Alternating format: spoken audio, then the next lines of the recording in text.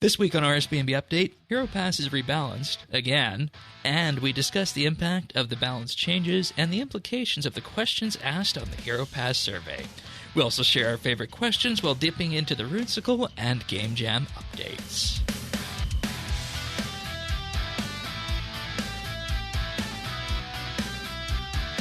This is RSBANDB Update, episode 955, recorded Thursday, October 5th, 2023.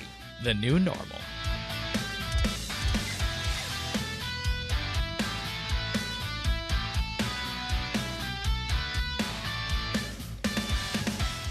Hello, everybody, and welcome back to another episode of RSBANDB Update. The day folks in the community have been waiting for is finally here. The Hero Pass changes. Tanis is out sick this week, so Thaxi is here. Welcome. Hey, glad to be back. Filling in. We haven't heard your perspective on Hero Pass yet, so this is going to be interesting. I think I've been on for Necromancy weeks, like smattered in around it, and have been dodging the question. Ooh. So, yeah, I think my opinion has worked into the show a lot because we've spent a lot of time like talking about honestly both how this show is going to do it as well as how like what we feel about how the community is done. So I have a feeling people can probably guess a lot of my views. Yeah, just based on where you've been a little bit, where you've been in the past and whatnot. From producers chat. For anybody who doesn't know this guy, he's been around since Elder God Wars came on, started talking about Emerald Bolts amongst all things, and became the combat math person on the podcast. So you can find us in game. I'm at Shane12088. He's at Thaxi. We also have our Discord at rsbnb.com/discord and the friends chat at BitsBytes. But also, just a quick note, thank you to our experienced tier Patreon members for whom without RSBNB Update would not be possible this week. I want to thank Andrew C., Drama Free, Jason S., Jesse W., Keski, Ricky A., Rippeth, Seth W., and The Naked Captain. Thank you, everybody, for your support. It means the world to us. More on how you can sign up there for Patreon and the Experienced tier just a little bit later in the podcast. But folks will know that we haven't really talked about the Hero Pass rebalancing or the community consultation stuff that's been floating around for the last 2.5 weeks or so, because we wanted to wait until it was actually in the show, because the sense that we've been seeing in the community, and in particular our community, is that Hero Pass is something that you either like or you absolutely despise, and I feel like we do neither camp any service by continually talking about this, unless there's something new and substantive to talk about, which is what we have this week. So should we start with the balancing changes, or do you just want to kind of get out how you felt about the pass when it started? Let's start there so people have a baseline, because I do, I have been paying some attention this week to community feedback, and I'm going to try to give some of that a voice tonight. Yeah, a little more. But I mean, personal opinion. I like having something to work towards. People who know my play history with the game will know that I have taken a pretty substantial break from the play I used to do. I got Trim Comp a couple of years ago, Master Quest Cape. I was working on, I was top 500 in the Rune Score rating for a while. I completed all of the achievements that I had an interest in, basically. And content was at the time not coming out fast enough to really keep me engaged, which is fair, I did the thing that was undoable, and I finished RuneScape. And I played old school for a while, and I bounced around to other things, but and I've been getting back into it a little bit more with like the Master Max kind of stuff, like giving me something to work towards and really feel Necromancy. Like that. Yes, but I am at the heart of everything. I am an achievements person. I feel really good about checking things off a to-do list, and we can analyze that all we like, and we can. But and yeah, Necromancy's been great. Honestly, I've really enjoyed it. I'm taking it slow. I think I'm still 107, something around there. I'll get it eventually. I'm not worried. But the the Hero Pass and Yak Track to some degree for me was the like, oh, it's an excellent excuse to like have something to work towards and check off. Yeah. When at this point my boxes to check off of things I'm interested in are like, I need like 3 pets and they are all awful. Like it is. My list of things to do in RuneScape is not always enjoyable, and so having smaller same problem. Same problem. I've completed a grand total of like 200 clue scrolls over I think 16 or 17 years, and actually I have a computer that can run Alt 1 now, so that will maybe get a little better. But regardless, and I'm gonna have to get my cape back, but I historically have not enjoyed them, so I haven't done them. But so that'll be something to work on too. But again, like the idea with like Yak Track that I enjoyed was it gave me something to work on, right? It was a like, even if like I didn't like the task, I could go and do skill and kill. I could work on my pet grind, but then the next skill and the next task would come up and I could take a break. It was a really good way to like parse my time out, so that I wasn't spending 10 hours at the max skilled bonfire crying over corrupted magic logs during a day. I had very healthy play habits, I promise. No, but like that's the thing is that to me, I love having something to do, and when the Hero Pass came out, the balance on that boy, everybody was complaining about how long that was going to take, and I was sitting there looking at it like, no, don't touch it, it's perfect, because it was if you played, I think I did my own napkin math on this and was like, yeah, you have to play like 6 hours a day. That sounds like it's great. There's always going to be something to do. And I wasn't mad about that, to be honest. So that's the like, and it's clearly been toned down significantly from then. Again, this is me remembering math from a month ago. Well, like, don't quote me on those numbers whatsoever, right? Especially, there were many different figures about what people got for that. Yeah. Like, I got different figures than you, and I got different figures than Sirion, and we all got different figures than everybody else. Well, and they also did promise us as well that there would be additional content missions, and those content missions are a full, 5 levels, basically. Yeah. Or 2 levels above 100. Like, those were not, we didn't know yet at that point, we still don't, to be fair, about, like, how much time it actually would have been. Everything is a little bit of conjecture, which, as a math person, I'm only going to build so much guesswork into math that I'm doing before I just say, yep, I trust them. They say it's going to work. I'm just going to trust them that it's going to work. So I as a rebalance thing, have not been a huge fan of all that. I think my biggest issue with it on release was that I liked having those extra daily keys because I don't typically buy them. Right. Sometimes, but it's been rare. And like, if there was a nice promo up that like I was 1 or 2 keys away from finishing and it was up that day, I could like do some dailies and earn a couple keys, and I liked having that as an option. Yeah. And whether or not that was too powerful is a fully different discussion about Treasure Hunter, to be honest. But daily challenges as they were coming back on the 9th. That is one other thing that was announced with that. So there's that.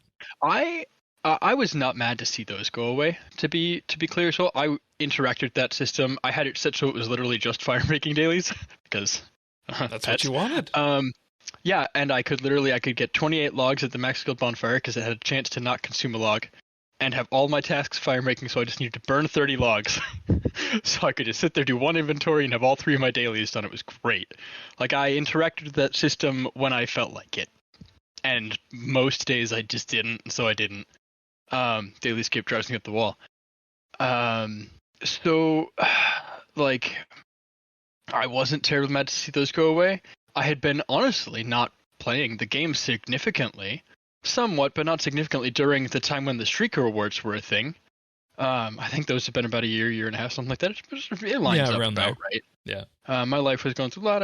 Things were changing, and I just hadn't been playing the game. So, I didn't miss those going away. I didn't really miss the XP going away because, again, I was trimmed at that point. Like, I didn't need it. I can see how, like, I did, actually, now that I think about it, at the start of this, I was leveling my alt. And she was getting a lot of views. That was some crazy promo going on or something when I started leveling that alt. Right. It was like there was a double XP weekend, and then they had like double keys for a month with the premiere pass for that year, and like I got like 12 keys a day, and then I was doing that's right, I was doing Quest Cape. That was the big one. I was basically rushing a Quest Cape on a new account, and so like you get so many keys for completing quests. I was like literally hitting the cap like a couple of times. Or I had to remember to turn in keys before I opened a chest, and like they had really good promos going on because it was DXP or whatever. Yeah, and approaching Christmas time, that time of the year. Yeah. Again, we could have a long conversation about how powerful Treasure Hunter is, and you see, it's not a black and white issue because there's so many other contributing factors. There's the streak system, there's the daily challenge system with the XP behind it, there's the Treasure Hunter keys, there's the fact, right? It has been talked about by Mod Jack and others before that XP might be too plentiful in the game. There's just so many other things feeding into that daily challenge system that you see why they removed it, but obviously that was the wrong move from the community's perspective side there. I mean, prime example, for those who don't know, I was in an agility clan for a couple of years before I joined Clan Quest. Like it was 2011 to 2012, something like that. Back before real clans were officially a thing, it was just friend chats.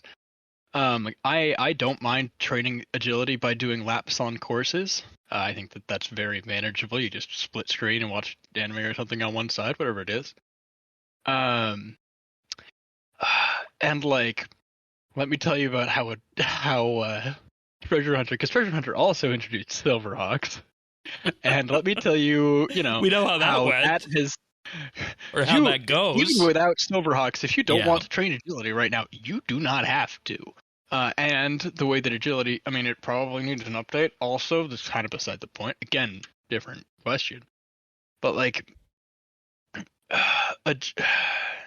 if you don't want to train a skill, if there's a skill that you're just like, nope, Herblore, don't wanna. You didn't have to. Even as an Iron Man, you could, if you were a high enough level Iron Man, you could set it up so you didn't have to. And you start to see with that the pain that people were saying, don't remove my daily challenges. Instead now you're just getting like a small, medium, and large, and actually now 3 large lamps with it. So question of Iron Man balance. It's a question of like how much daily XP you get from. I mean, not keys in addition to the actual challenge rewards. So like I understand people really hate agility and they just want to drop a nope on agility. They had the option to do that before, and that option, like, maybe should be taken away. But again, separate issue. But in this case, people were afraid. It's a question of inertia and how many people you got doing that. And I think that was one of the big things on the release weeks that they did such an interesting job of, was the inertia arguments. I saw an awful lot of doomsday arguments, Rolling Stone arguments, like all these lovely logical fallacies. And again, this is coming from the perspective of I thought the past was fine, right? So I'm looking at these things like, you think there's an issue here? I'm like, you're wrong, huh? Right? And like, but I looked at a lot of these things and I was like, okay, yes, but they've also literally said we're trying to decrease XP in the game. Like they've said this is the goal. Like, yes, you're complaining about it. It is going to suck it, and it's a big change. It's a big and sudden change. Maybe we don't love those. And maybe it should have been communicated better. And, earlier, rather than Friday before. And that's the vacuum that we fell into with this, is that there was, at the time when this came out, we were not able to determine how much of the feedback that was floating around on the community was as a result of a very vocal minority versus just a general feeling of the RS3 population. I still don't feel like I have a good thumb on that. No, and I mean, that's why there's a survey, because I'm getting ahead of myself here, and I feel like we've done a good job painting the picture of why you felt the past was okay.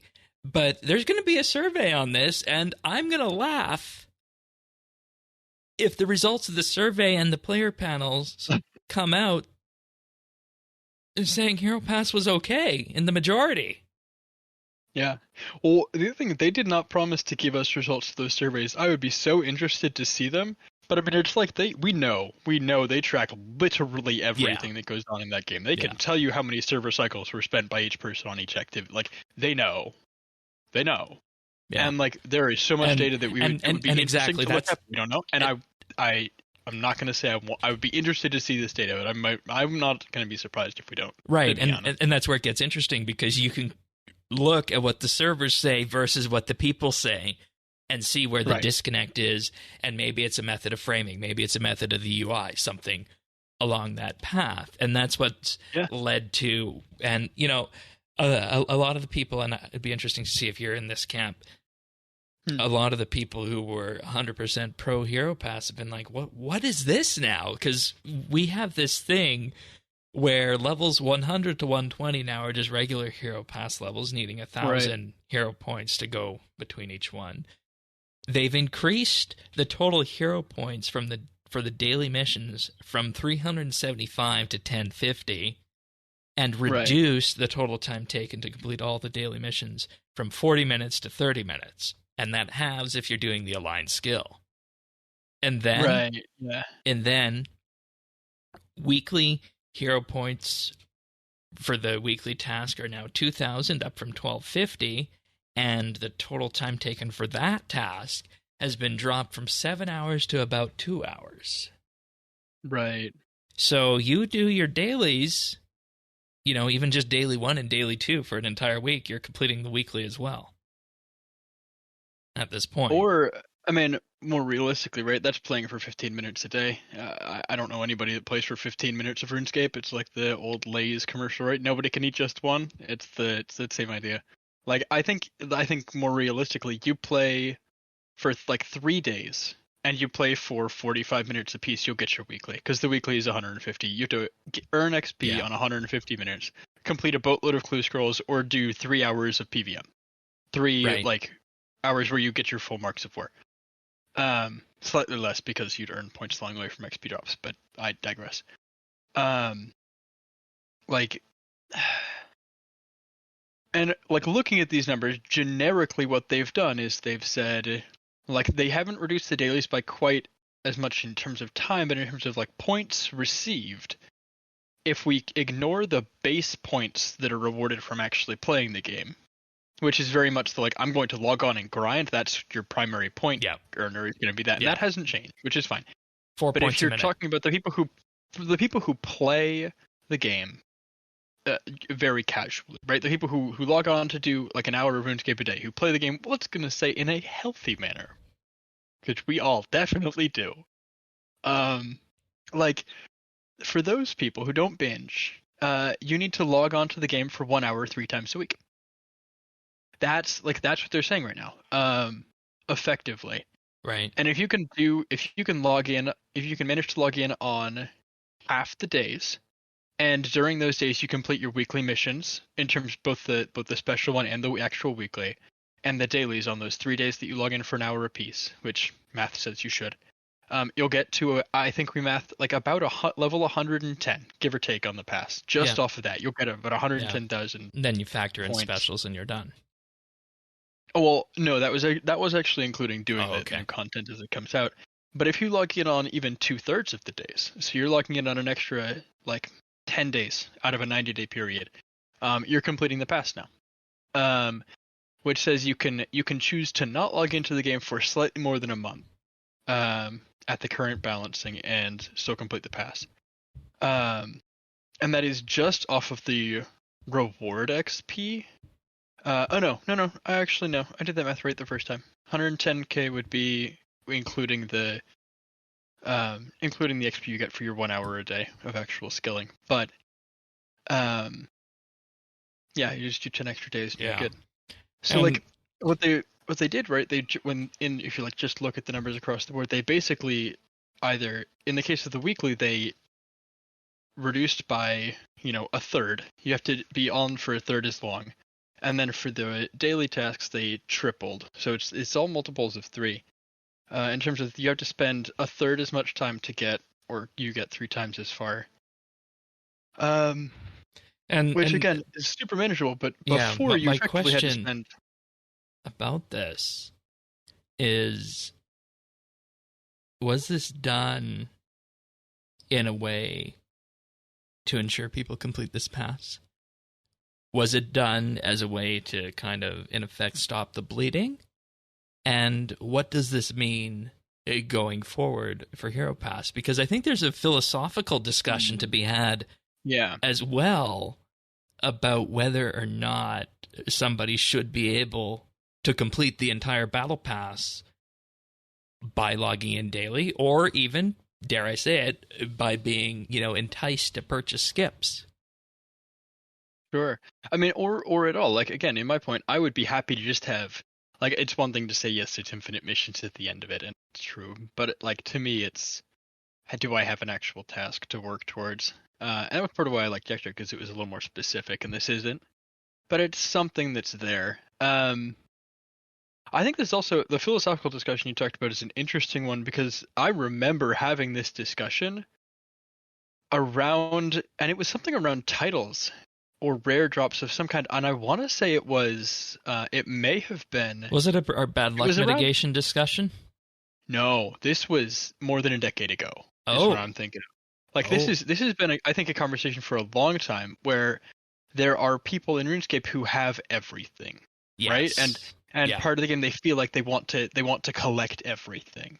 There's people who, like, I remember when titles first came out, and it was like they have to have every title. They were trying to collect, There were people that, like, I think the rare promos for stuff like,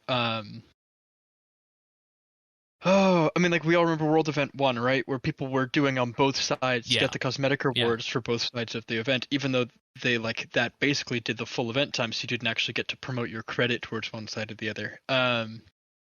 It was the same thing for, like, the rare rewards when Squeal of Fortune had, like, the weird hats, and, like, there was some stuff there that was, like, and I remember having these discussions, or things like the, oh my gosh, during the Diamond Jubilee event, because there's the Jubilee, like, the guard outfit, and then there was that, like, black and red dragon ceremonial outfit thing that was just super rare.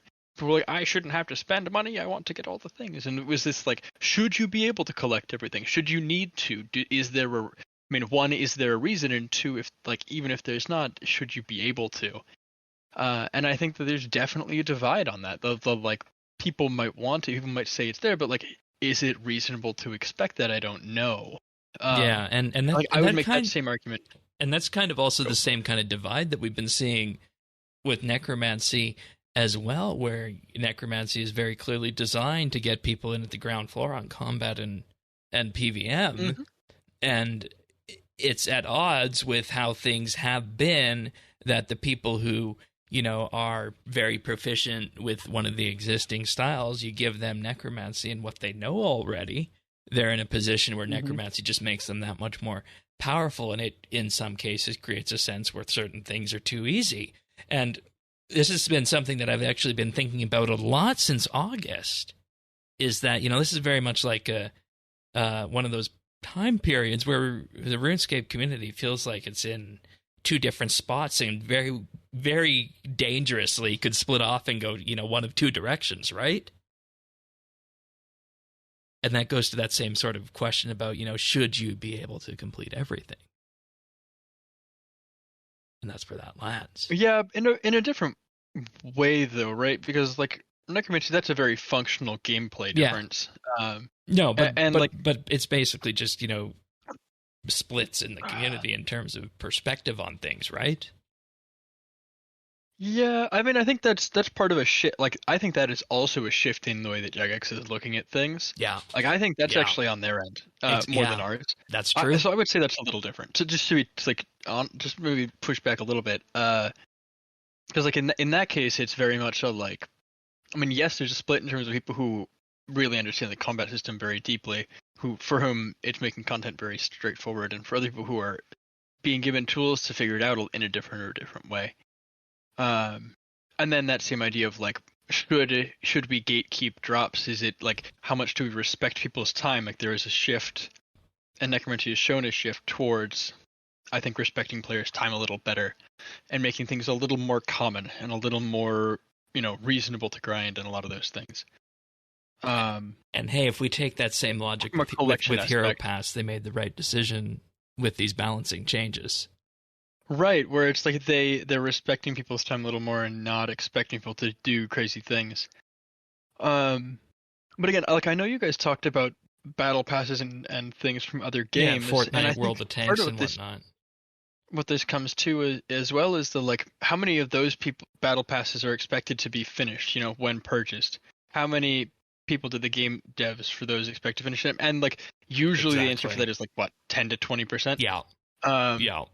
and that's the question here is that before we dive into what we think of percentage-wise should be finished, because that's That's survey actually a stuff survey that's gonna happen question. in a second in the show. Yeah, we'll talk about that in a bit. So we'll come back to it, I promise. But for folks that are like, yeah, but what about this? But in this case, it's like, to me, and this is like this is entirely me and my personal aesthetic and view on things. I think, hot take maybe. Oh dear, I'm sitting down. Yeah, okay. But no, like one of the big things is like, if you want to earn all these rewards, this is me like reality checking just a little bit, give you some sass. Do you want to earn all those rewards?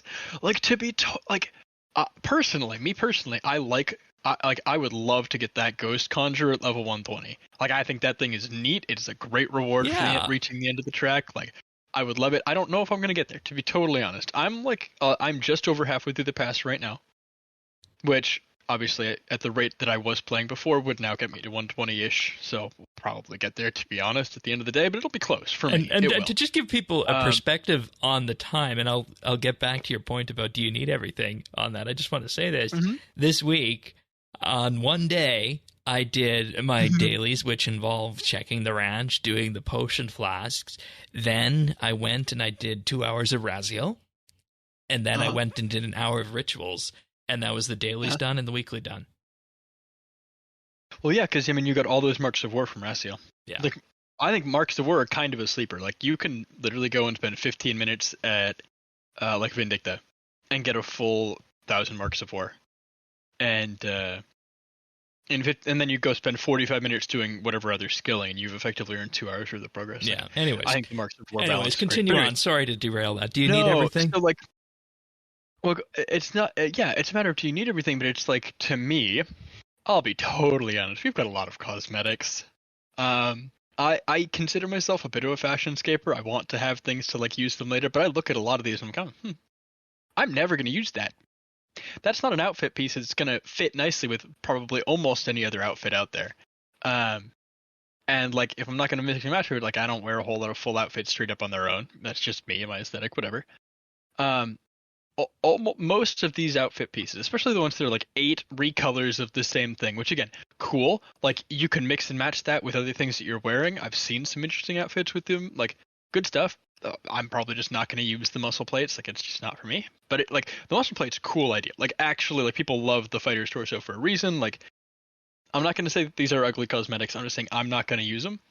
And like, are you the person out there, like, because I had somebody like in the first week of the past say to me, unironically, I don't remember if it was clan or friends chat or public. I think it was probably public because I was doing a bunch of rituals at the time, so I was just sitting at the thing.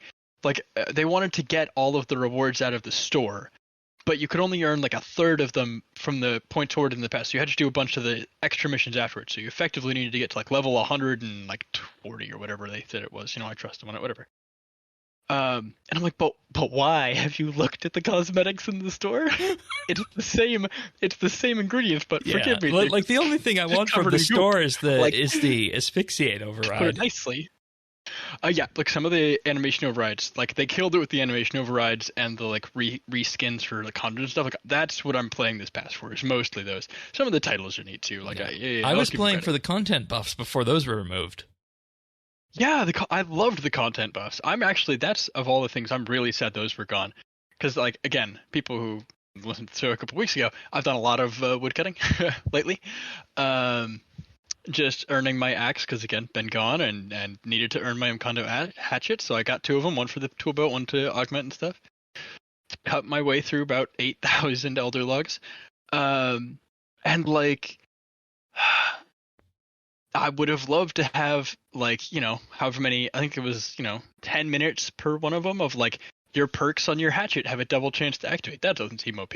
I get the people that are like, you do 20% more damage in Zamorak is annoying, but, like, you couldn't get kill count for anyways. Why are you complaining? Let people just have their fun, and then it doesn't impact you. It's not your problem. You don't like it, don't use it. Grumble. I wanted the clue scroll one because I need to still get Globetrotter. Yeah, and like clearly they've introduced so many things. Oh yeah, well, clue scrolls. I mean, the clue scrolls, like I get it. That one actually is kind of powerful, and that was the one that the only one I kind of had an issue with, because somebody made the argument that I heard, and I kind of agree with. I didn't think about this at first, but it's the idea that for people that don't love clues, what if they only want to do them when those clue scroll reward enhancers are there?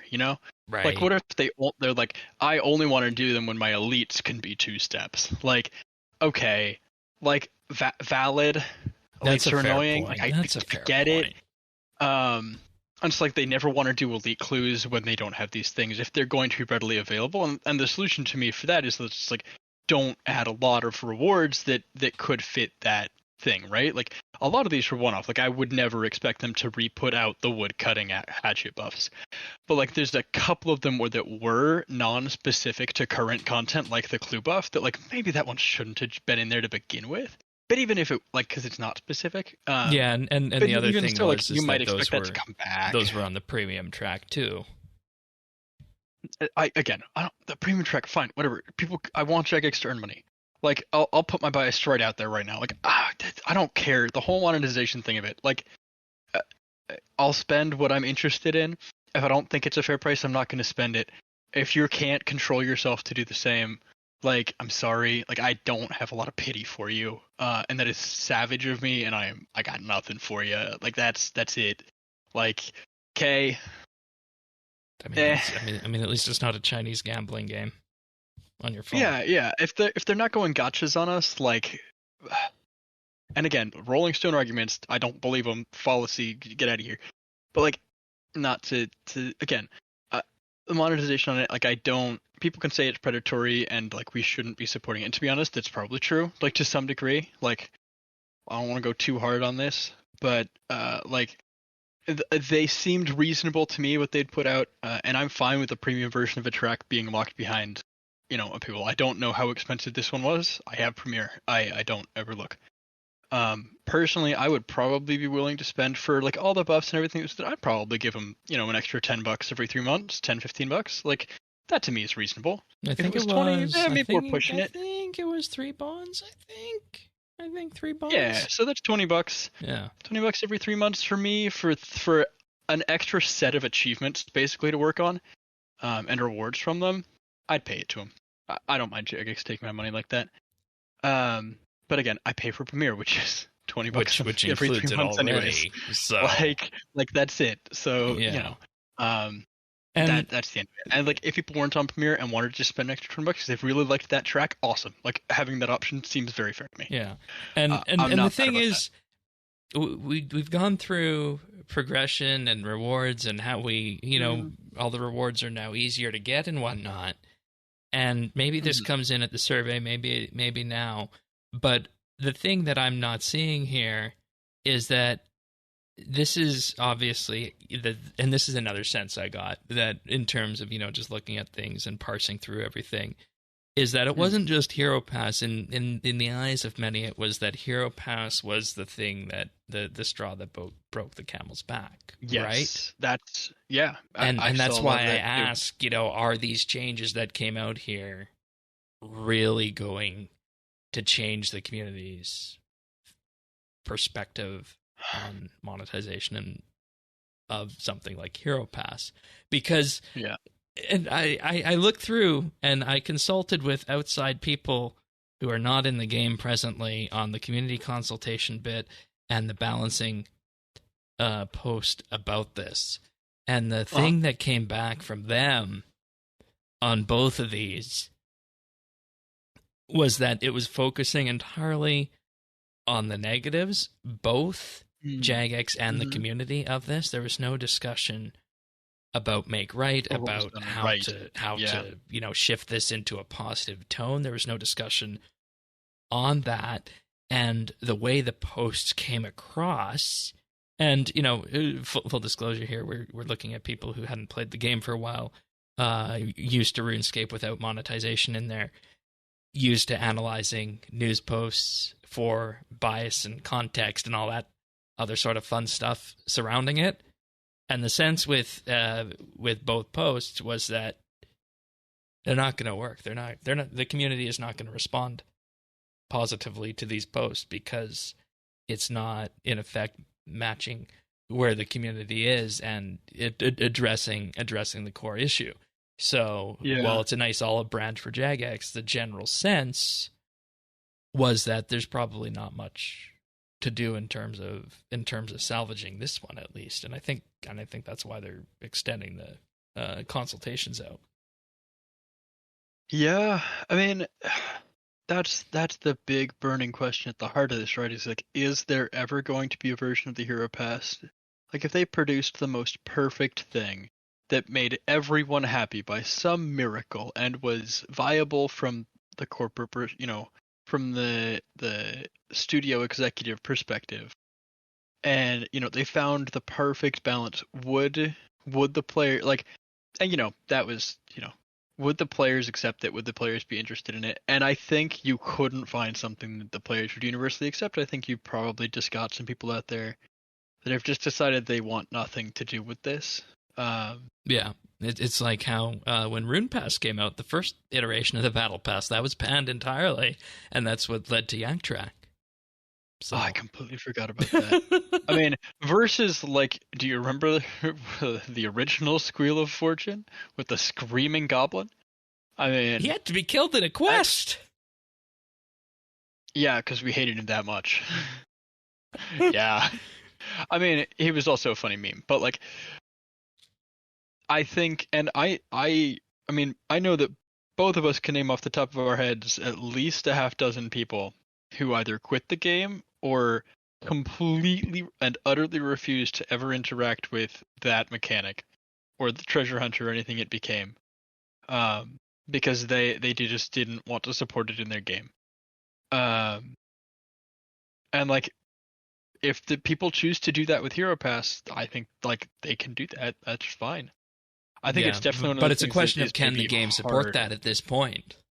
Can RS3 support that? Or, I mean, withstand that? It's an interesting thought, isn't it?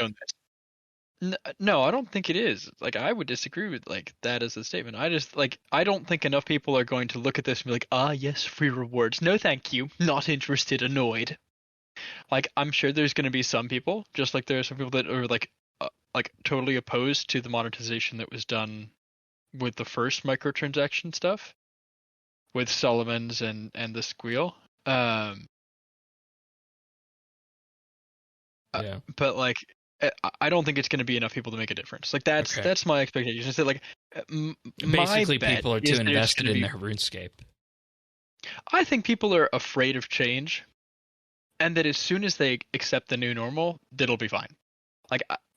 And maybe that is a little harsh, and maybe that is completely dismissive. I mean, it is, frankly, I think, of a lot of the concern of people being like, hey, I don't love this. I have problems with it, and I don't want to sit here and be like, well, you'll get used to it, because that's not a good thing to say.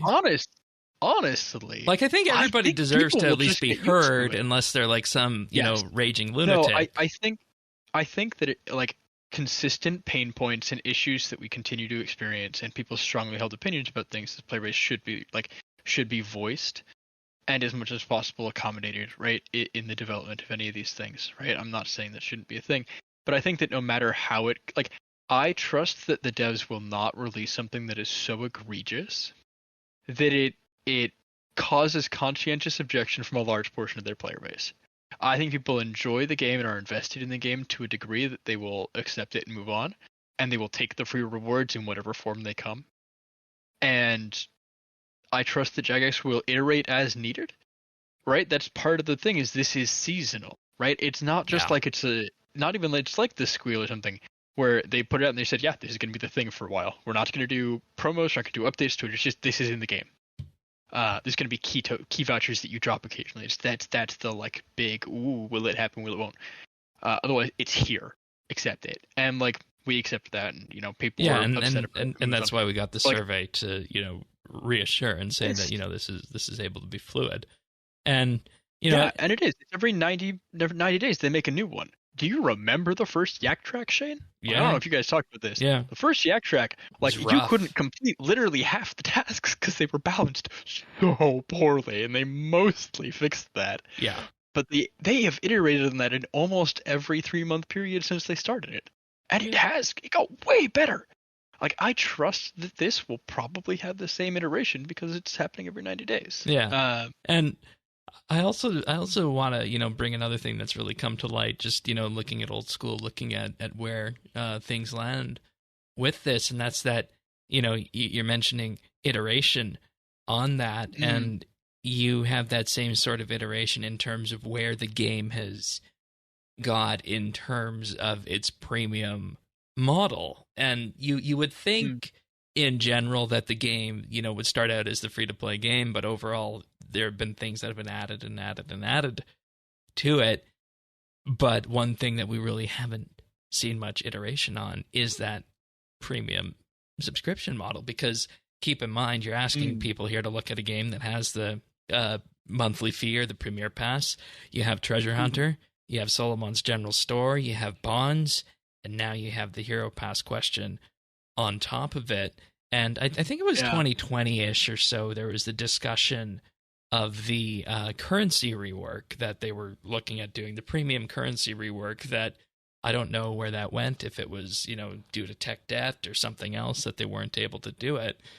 But you look at RuneScape's subscription model and compare it to other games with a battle pass, and this is one thing we found on the battle pass episode. Very, very different. Very, very different. So much more on RS here, and that really, again, underscores, I think, one of the stalking issues that really wasn't talked about in the survey, and something that I think I was able to pull out from, just talking to various people and looking at all the feedback and finding that common thread.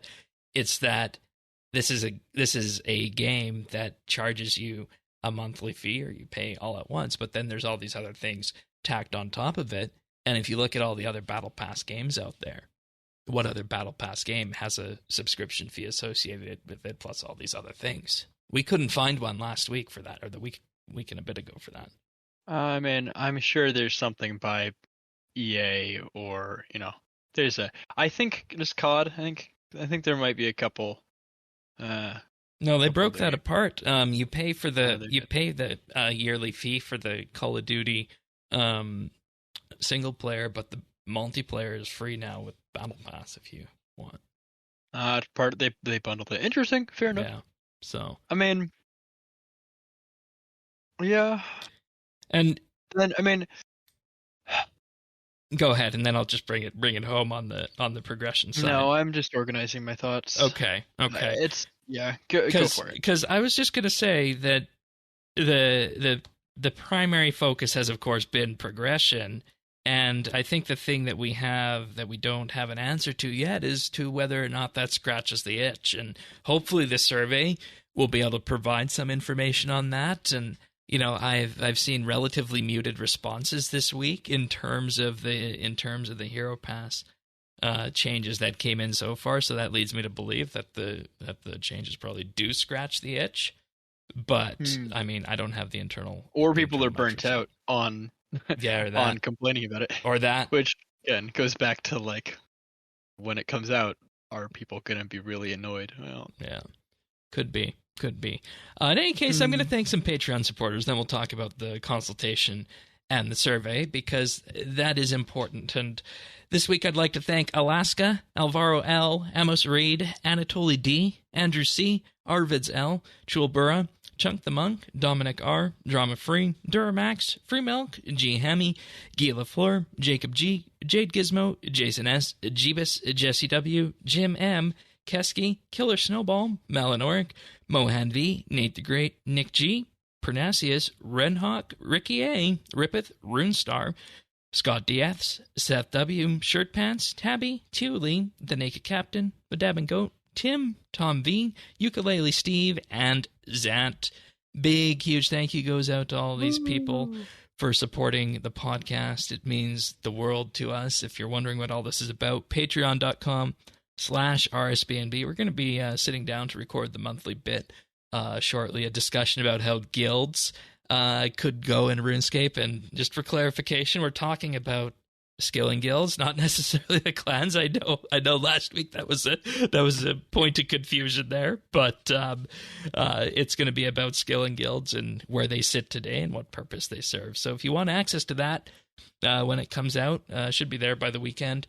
All you got to do is head on over to patreon.com/RSBNB and sign up for as little as $1 a month. You can get access to that monthly bonus show, an entire back catalog of other bonus shows, including things like our world-famous tier lists, discussions about holiday events. That might be an interesting one to go back to since we're approaching October and December here for Halloween and Christmas, respectively, and so many other monthly bit topics that we've just talked about over the last few years, all available for as little as $1 a month. We also have a VIP tier where you get a special chat channel and rank in our Discord, plus high-quality stereo versions of the show, and a shout-out at the start of the month, and also the Insider tier. You'll receive a shout-out on the podcast each and every week and gain access to the clips that we use to make the clip show at the end of the year. Plus, you also get the RSBNB Update Christmas card. And heading into October here, we have 2 openings on our Experienced tier. And it's actually a really good time to sign up for this one right now, because this is the spot for the premier RSBNB Update supporters who get the Platinum shoutout at the start of the show. And you also have the option of scheduling and attending a live recording of the podcast. But we're in the process right now of finalizing the quarterly mail out that these guys get. So if you want to get one of those, sign up within the next week at patreon.com/RSBNB. We have 2 slots available for that. I've seen the preliminary work on what this is looking like. It's looking pretty flashy, pretty seasonal. What else can I say without spoiling too much? Seasonal, necromancy-ish, give or take, that sort of thing. So that's what we're looking at for the mail out this month. But sign up, patreon.com/RSBNB, and of course the support at whichever tier means the world to us. Thanks so much, everyone. Thank you. All right. So we got the survey this week. We did. I did the survey. I'm glad they put this out. And I think it was a fairly general survey in terms of what you would expect at this kind of juncture in RuneScape history. Nothing surprised me. No. It was all like, how do you feel about what we're giving you, basically, and how do you feel about these concerns that have been raised by the community regarding, time to complete, those kind of things. Yeah. Very much what you'd expect, and like the things that we've been wanting to give them feedback on, they asked for feedback on. Yeah, so you get the option to tell them how you feel about each type of reward in Hero Pass, and options for each of those to expand in paragraph form if you want to, which is important. Also, questions about the reward track and progression models of Hero Pass, and an interesting thing about this, of what we do have to say on this, and I want to underscore this again about what they said in the post this week when they unveiled the survey. The news post said, "We'd love for you to approach this with an honest, constructive mindset. The more constructive you are, the more insight we gain to our first design iterations." Yeah. And, you read between the lines there, it means that, hey, even if you have the worst possible take, as in being 100% anti-Jagex on the Hero Pass, it means we want you to fill this survey out, and we want you to do it in a way where you're going to tell us how you feel, but please be constructive. Yeah, I mean, to me that's, and maybe this is me reading between the lines a little too hard, that's don't cuss us out in the comment section. That's what that says to me. It's like, yeah, exactly. Be constructive is effectively like, hey, tell us the things you actually want fixed. Don't just be a crybaby in the text box. Yeah, and don't go just all put, caps I hate it, and and yada yada yada. I Right. mean, yeah, you could put in the survey everything is bad, and you could just put it all negatives and have a very emotional response to the survey, and that's not helpful. So that maybe that's to me that's a plea from them to like, come at this with a level head, or we're just gonna throw out your response, which I mean they'd be entitled to do, but I don't think that would be a good thing. Yeah. I think that it's worth cataloging the number of people that maybe have a strong emotional negative response to it. I don't know that I would take their feedback into consideration when,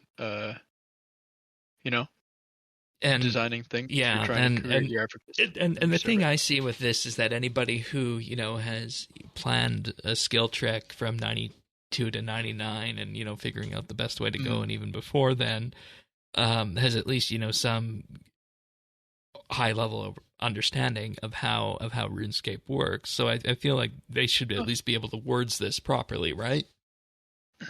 One would hope. Yeah, one would hope. I'm not expecting a lot of very heavily emotional response from people. Like, again, I'm not out here like, oh, the RuneScape community is so emotional and dangerous. No, yeah, I mean, like, right? And that's the thing. They just want to make sure that there's not somebody trolling. Yeah, exactly. I think that's basically what that because is. Because have you noticed? And maybe you're a good person to ask about this, and this is a bit of a sidetrack here. Hit me. Have you noticed at all that the RuneScape community is actually more social than it used to be?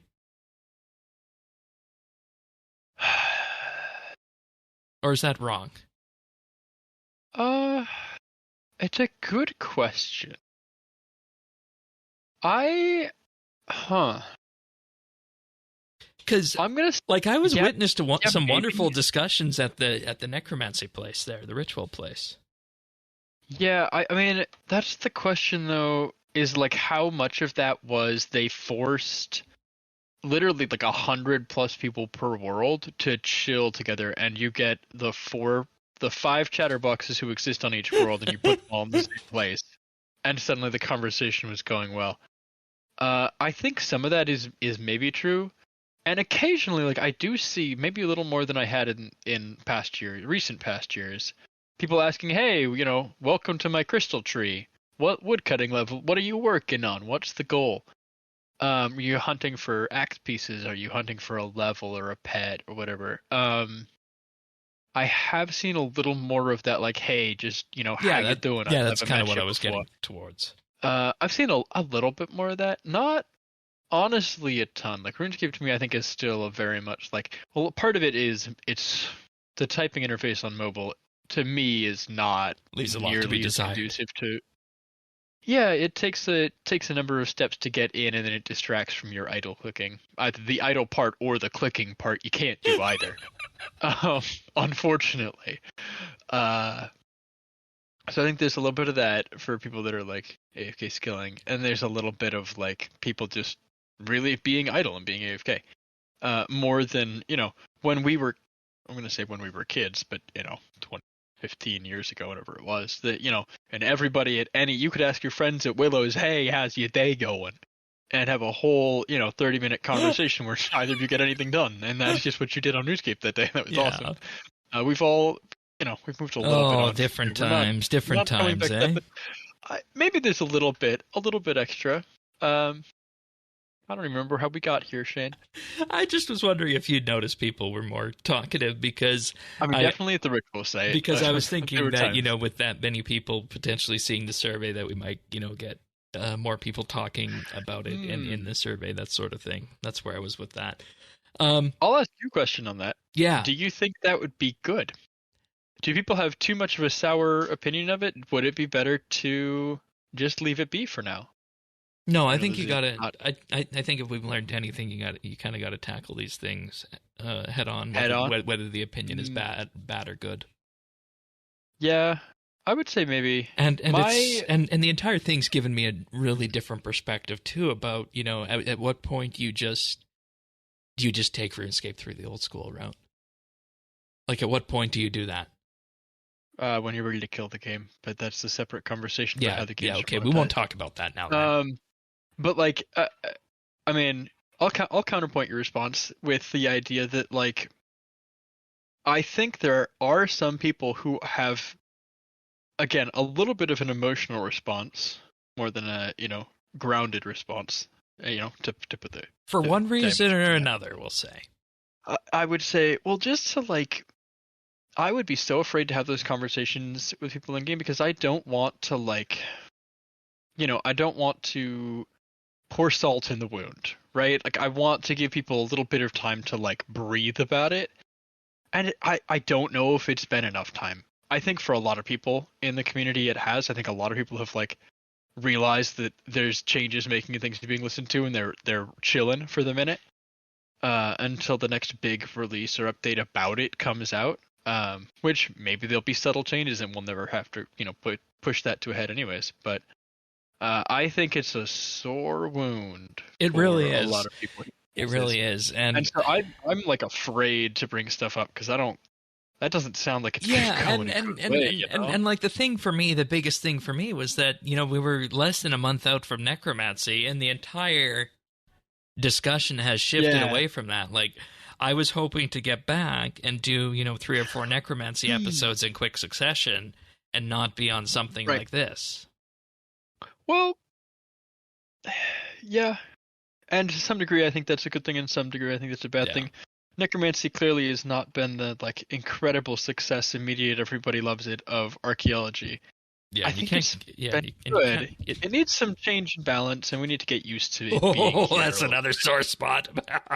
It is. But, like, I think maybe this is a good thing that the conversation has shifted so drastically. Maybe necromancy just being part of the day-to-day now for a little while is what necromancy needs. I don't know.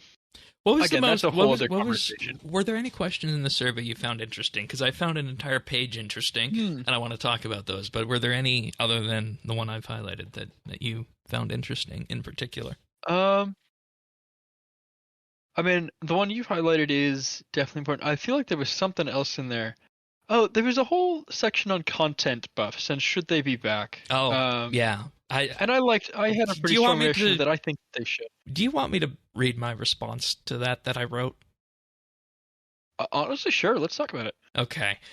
And, folks will know that, going back to Necromancy's launch, this was something that I was absolutely looking forward to when it was first announced, and it's a little bit disappointing to have seen them gone away, and I know there's going to be people out there in the community who disagree with that, but what you're going to get right now is exactly what I told Jagex my response was for this.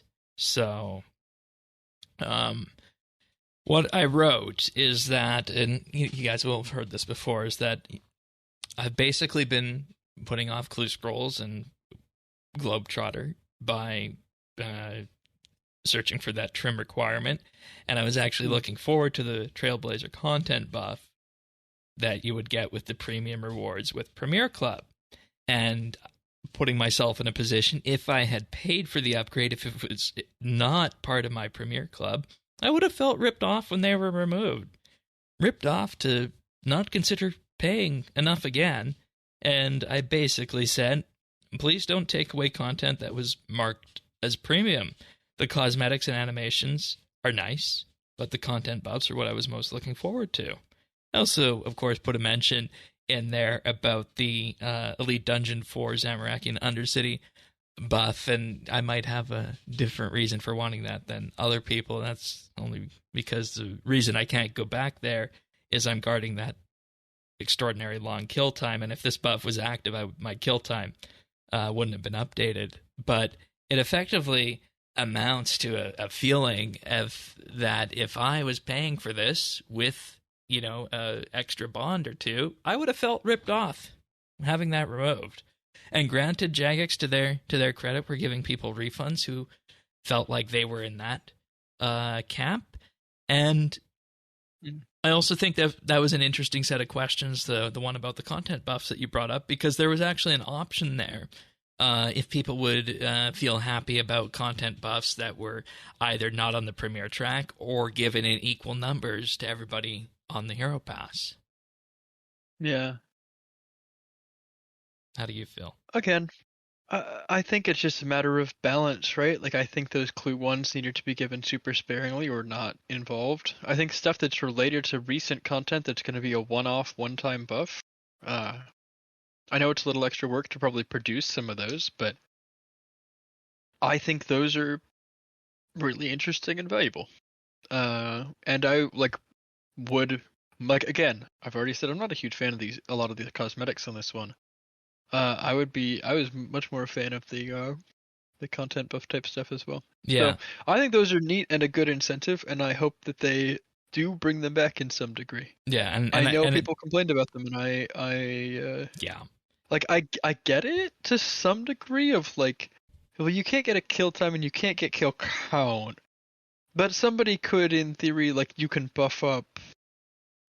I mean, I don't know, like, I really never understood. I mean, I'm trying to justify now. I really never understood the complaints, because I think a lot of it was from the PV. Of what I saw was from the PVMers about issues with the Zamorak buff. I don't think anybody was complaining about extra chance for your woodcutting perks to activate, although I could be wrong. And the clue scroll buff was also big, and I do, like I've already stated earlier in the show, my issue with that. That one I do get, but again, I think that there are ways that they could, in future iterations of past, kind of take that feedback in particular for those buffs and fix things that are going to make people feel unwilling to do content. And I mean, even if people don't expand fully out in all the other sections of the survey where you can do that, I hope if there's one thing people do answer fully and correctly and honestly, it's the thing about content buffs. Because there has to be some sort of actual, wide-scale view of how the community thought of this, so that when the next one of these comes around, right, the decisions they make for that are backed up. And of course, they don't need to tell us what the exact numbers are behind these sorts of things. Just, factor in the way these buffs work with the survey results. So it's a very important question. I mean, final point before we move on to is that I would also just like to say, somewhat unrelated, that was the only part of the survey that I wasn't certain what they were asking. Interesting. Because the text box on it was very much, what do you think about these stats? Fine. They were very clear that was actually one of their longer prompts. But for the fill out the blank, how do you feel about the current iteration of content buffs in the patch? Like, I responded as if those content buffs were never removed, because currently the content buffs in the past, they do technically still have content buffs, but that's just the XP bonus. As far as I'm aware, I think that's technically the XP bonuses are counted under the content tab. So I do hope that they don't just, like, I don't know if that survey is looking specifically at that XP buff. I took it as what the Hero Pass launched with. Yeah, that's how I answered it as well. But I wasn't sure, because it did say the current iteration of Hero Pass, and I mean, I don't know. So that is an interesting one to me. So that's will be my ending point on that. And to be honest, I actually, what you're saying about you really hope people enter that's how I feel about what you put down on the show notes. I think this is the most important thing, is people's feedback on the length and completion. So let's talk about that. I was surprised to see this question. What would you consider to be a reasonable amount of daily play in order to complete a full 90-day season of Hero Pass? Right, and what they're asking for here is, because they had several of these types of questions where it was, what's an appropriate number of days, what's an appropriate time per day, and then it was the question of average players number of days, and then the average players, should they be, what percentage of average players should be able to complete, and all those things to me are different. Yeah, and that's actually a good point you bring up, because another thing about this survey is that it's very subjective. It's very subjective. It's very granular. And it uses the word fair a lot. It uses the word average a lot. Those are different to everybody. Well, and it's not only that, but it gives us a lot of leverage, or a lot of leeway to put exactly I think a person who plays the game for 300 hours in the first month of the pass's release should be able to complete it versus like I think and not be able to play for 30 days.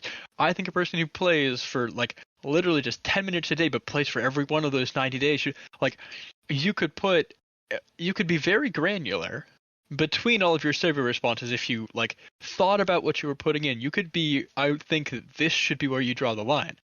And I think if you look at all of the data together from the questions they ask, they will get a very, I mean, if you just wanted to take the mean and then plug that into the game, I think they're getting a very specific, because the levers they have, right, is like the number of days you log in contributes your daily rewards, and the amount of time you put in contributes the like past progress over time rewards, like 4 per minute. And so by tuning those two numbers of how big the daily and how big the per minute is, you could make it so that it's very much like you could really grind it in the beginning and not have to deal with it, or you could make it so that it's very punishing to miss a daily login. Right? You could make either of those things true, and they're exclusive to one another. Yeah. Or not necessarily exclusive to one another, right? Like you could have either or both be true. Which is in some ways kind of weird, I think. Yeah, but it like the way that they're getting opinions from people does give them the tools to have like people believe that you should be able to, you know, that like the rewards from this are worth logging in every day, or they're worth a grind of X amount of time per day, or they're worth, you know, being able to grind for. And the way that they ask the questions really gives them, you know, the data to see how the community feels about that. And I think there's going to be some interesting, like, I thought about, like, my responses to these, right? And I talked to you about this afterwards, is the, like, I didn't think about it when I was putting the questions in, I just put in the answers. Yeah. But I said, on average play, which we don't necessarily know what the average playtime of a RuneScape player is. It may not be a good number. It might be. We don't know. But with average play, I said about half the people should be able to complete the pass, because that's, and I'm like, sorry to the people that like really want to complete it all but don't have a lot of time, but like, you know, that's your motivation for logging back in. That's the goal of the pass. I think that that's entirely reasonable.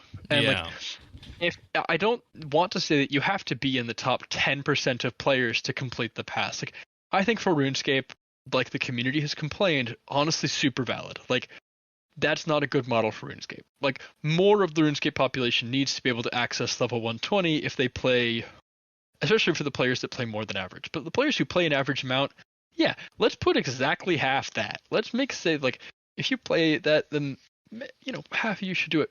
But I also said you should be able to miss a good number of days and still complete the pass. And if you look at what we currently have in game, that I say is too short, because I do believe that, or at least I did believe that, that's kind of what we have. You need to log in with the current balance of the pass, the most recent, the one from this week that we're currently talking about. You log in for 60 days, and you play for an hour a day, which is still 60 hours of gameplay, but it's over 3 months. Yeah. To me, if that's, you know, not below, I'd be surprised if that was above average. I feel like there's a lot of grinders on RuneScape, but so what did you put for the like daily amount of play then to complete a full 90-day season? Then where did you put yourself on this then? If you were going to play every single day, I think I put 30 minutes to an hour. Okay, and you know that's actually the same amount of time that I put in for this question, because what I did with this, I said, okay, if I look at, you know, other Battle Pass games I played, World of Tanks, Apex, Rocket League in the past, it's that same 32-minute time period. Yeah, you play a couple of games, you know, for those kind of things. It was the same with League. I did the League of Legends event passes for a while when I was playing League more heavily, and it was that same kind of idea. You got a daily bonus reward, and you could you couldn't complete the pass with that, but you could get your big daily rewards. Yeah, and I mean, and then if you wanted to complete, even if you got to pass, 99, I think that would be adequate for this. Yeah. Again, like for me, that Ghost at 120 is pretty sweet. I know. Like 99 is, you're getting most of the rewards, and the stuff after that is like there's a few bonus things. And if you want stuff out of the like everything out of the shop for, again, whatever reason, You want to take a bet that the slider answer for how many people should be able to complete the full 90-day pass with an average amount of playing time is going to be north of 80%? Oh, I wouldn't take that bet at all. Okay. I actually would be willing to bet that people are going to go. I am ready to be, and maybe this is me being very jaded. It is me being very jaded. Like, I am fully expecting that, like, everybody believes that they should be able to complete the pass, but that the pass reward should definitely be pretty exclusive. Yeah. Like, I am very much expecting that. I'm gonna make people hate me for this. I'm gonna make people hate me for this. I put 30%. Yeah. No, honestly, like, if you're looking at other battle passes, I think that's reasonable. And again, the question is not what percent of players should be able to complete it. That's not the question. The question is, what percentage of people with average playtime should be able to complete it? Yeah. And that average really changes this question, because that's saying, you know, you're playing a healthy amount, right? Like, I'm willing to bet you could, if you looked at the graph of amount of hours played by person, the average is not in the top 30. I mean, obviously it's not, like, that's how math works, but, like, the top 30% of players play way more than we're gonna say. Like, I mean, I know lots of people who play north of 8 hours a day. Yeah, I mean, I think both of us have at various points and extended points in our lives played significantly, probably more hours than we should have. And that's fine. Like, again, I'm not judging. It's what you choose to do with your free time. This is how you spend your free time. Yeah. Like, yes, power to you. I want to know if I was to know the answers to any two questions in the survey, it would be this slider one and the reasonable amount of time one that came before it. Mm-hmm. Well, and again, I feel like they've told us before what the average playtime per day is, but they might not have. But I cannot remember it off the top of my head. No, I can't. And I want to say it's somewhere in the, like, 3 to 6 hour range. That would be my guess. It feels like a number that would have been before mobile came out, if I'm being honest. Because, yeah, I feel like that would have gone down because the last mobile stats we got is that 1 in 5 people playing RS3 are on mobile. Yeah. Well, I mean, but, like, I don't think that necessarily means they're playing more or less. Like, to me, playing on mobile just means, like, I know a lot you have of it people play on downloaded, mobile, you know how just to play do at work. Right. And they play an 8-hour shift at work because they're, you know, they work security and they just need to sit at a desk for 8 hours and that's their job. Yeah, we used to have a person who used to be involved in our community who was a hotel desk clerk and did that exact same thing overnight. We've had a couple. I've known a few people who work in security, who work in overnight jobs, and it's quiet, but they need to just have a person there. They work in food, you know. So, I don't know. I don't know about the part of it. Give us answers for this one. If I'd be I would like to see that, just to be, like, to know if I'm proven right. There is no, like, there are some of these that I am, like, genuinely interested in what the player base says, and there's some of them that I am interested from a purely selfish, vindictive standpoint. Like, if I'm, like, being realistic, the things that I think would be actually interesting and helpful for me to know would be, like, honestly, the other questions that are on here is the, like, genuinely what people think about playtime and a reasonable length for this. How many days that you should not be able to play it and still fully complete the pass. And I put 21 to 30 on this because, you know, there's going to be days where you can't. And this is a very interesting question to me, too. Like, I want to dig into this just real briefly because it's a question of, like, with the current pass, if you had 0 daily missions, it's like, you know, you can earn, say you do some bossing every once in a while, and that, you know, adds some to your total. You can earn, you know, average like 250 or 300, you know, points per hour. If you were really sweating your, you know, absolute butt off, I think you could get close to like 350, 375 if you, like, did a bunch of really high point value or really high Mark of 4 value things at the start of an hour, and then you finished an hour off skilling. Like, I think you could get a lot. But true. Like, if you were just grinding, like, if you were even just doing 200 points an hour, you were just sitting at, you know, your with your porters at a rune rock or an elder tree or something, you could get to the end of the hero pass. It's 5 hours per 1,000. 500. Like you could do it in like a month reasonably with the daily challenges. You could reach hero pass if you were grinding like mad. You could do it in like a month. Just primarily off of the 4% points. And yeah, those people are missing 60 days and still complete the pass. Like, but that doesn't mean that they're not like, like this is an interesting question to me because being able to miss up to 10 days is like, okay, 10 days worth of dailies, how much time is that worth of grinding? And it's like, for people who play more heavily, that's like a week's worth of play. Like it's not, that's not crazy. Point. That's a good point. In a 13-week track. And so like, there's some people that say like, you should be able to miss 10 days. Yeah, but if you play a lot, those 10 days don't matter. Like for people who play a lot, they're going to be able to miss more than 30 days without a problem and still finish the pass. Versus people who play very casually, those people might be able to, on the same track with the same like point values on everything, not be able to miss any days and complete the track, And that's where this, again, is so subjective because depending on how much you play per day, you're going to have an entirely different answer on this. Yeah.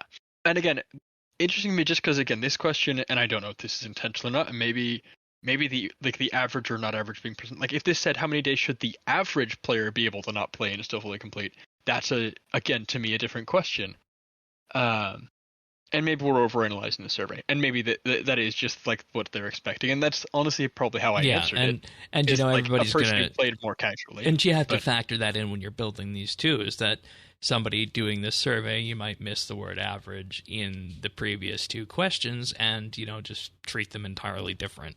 So, the question is, how different would it be, right? Do you imply that word average in there? Yeah, or do you imply full player base? I don't know. And once again, you want to take a gamble on what the none percentage is going to be, or the greater than 30% or greater than 30 day on this? Oh, see, that's the thing. Is the none and greater than 30? I would be surprised. I would think the greater than 30 would be more popular than the none. Yeah. Like I think partially just knowing the like being able to miss no days and still complete is the like. That's people who want the pass to be really long, and I think we've shown from the community that that's going to be not a RuneScape pretty low pass. option. Yeah, more than 30.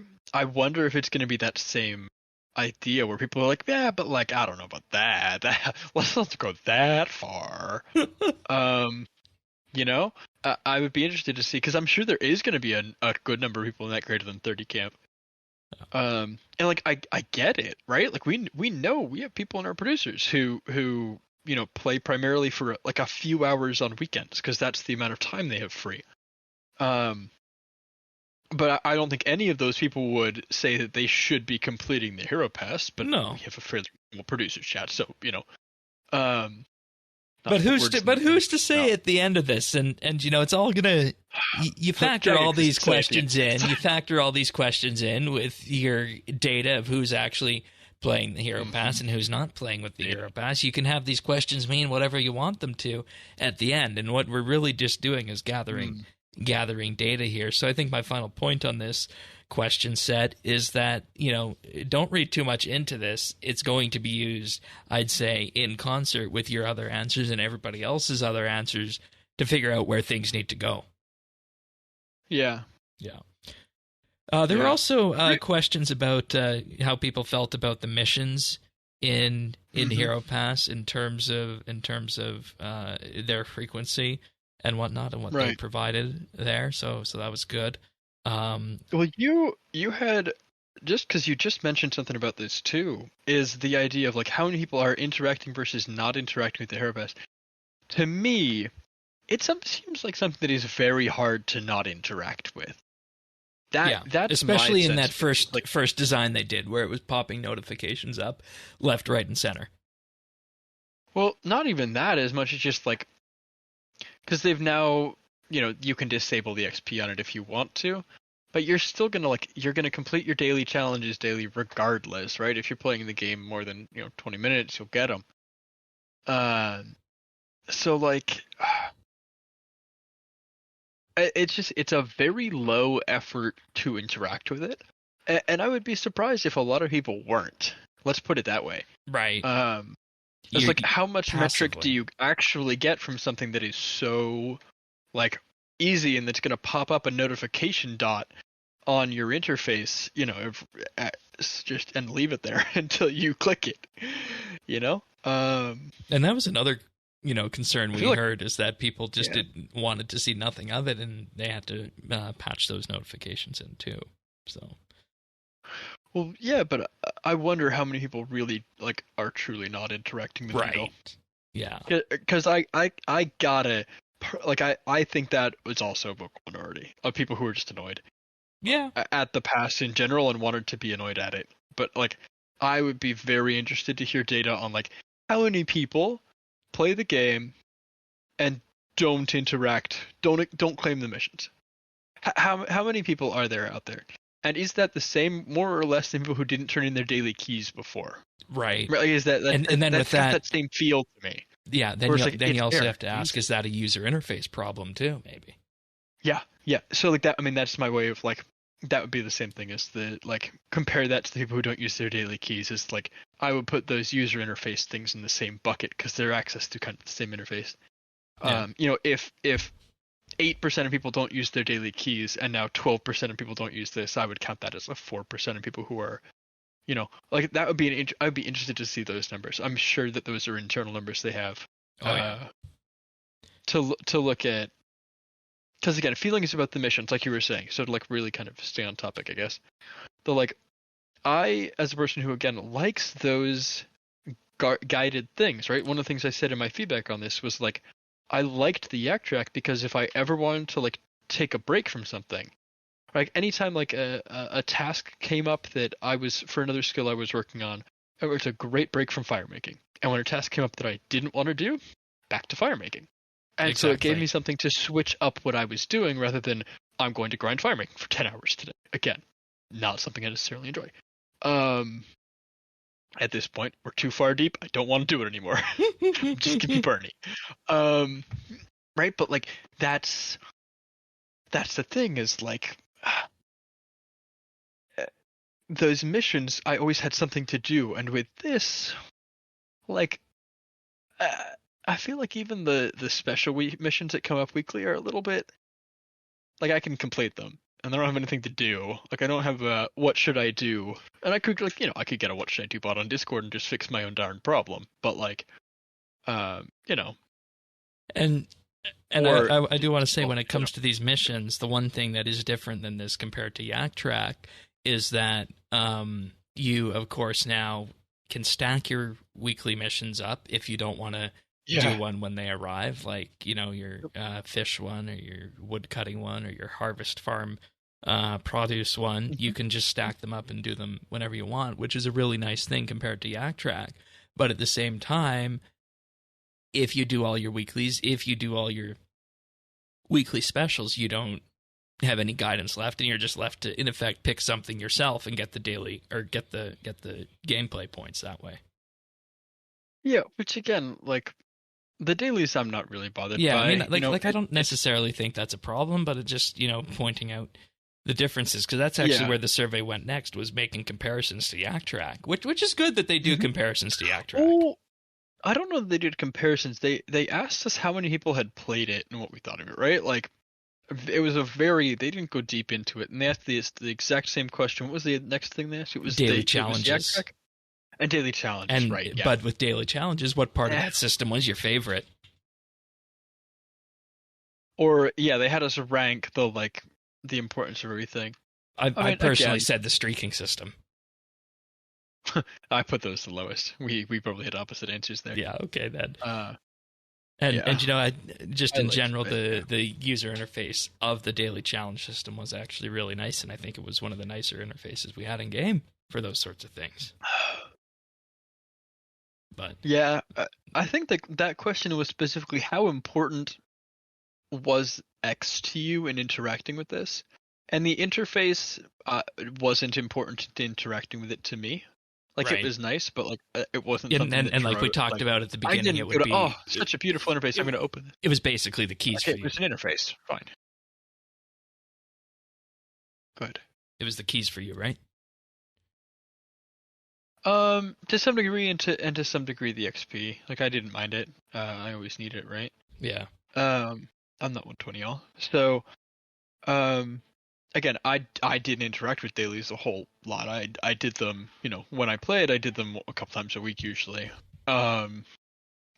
Very casual about it. It's like the streak rewards were just never something I really particularly cared about. I have a stack of death touch darts because I don't need them. Same. Just to be honest, and I'm too lazy to go through ED3 and use them because it's the only place I would think. Yeah. I was doing lazy solos, but I can also just solo the boss. So like, but again, notwithstanding, understand why other people do this. Like, it's definitely and overall, I think it's a good survey. Yes, they did. They asked the questions that needed to be asked. There was nothing on there that felt maybe a little bit too subjective in some places, but I think you kind of want that for this to get the emotional stance from people, how they feel. And I wrote at least a few sentences in every one of the text boxes, and I finished that survey in, I think, 16 minutes, give or take. Yeah, and they said it'd take about 15, so there you go. Yeah.